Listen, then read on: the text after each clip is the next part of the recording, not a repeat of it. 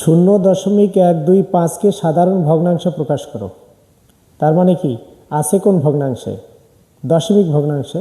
এটাকে আমরা কি করব? সাধারণ ভগ্নাংশে প্রকাশ করব।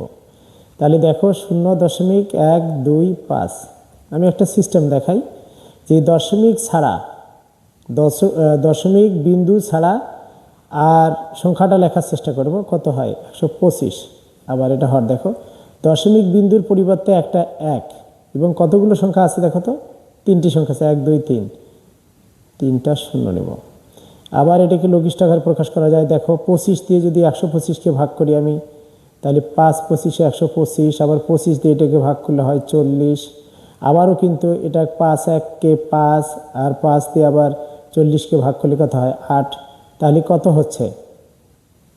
উপরে 1 নিচে কত? 8। তাহলে উত্তরটা কত হচ্ছে?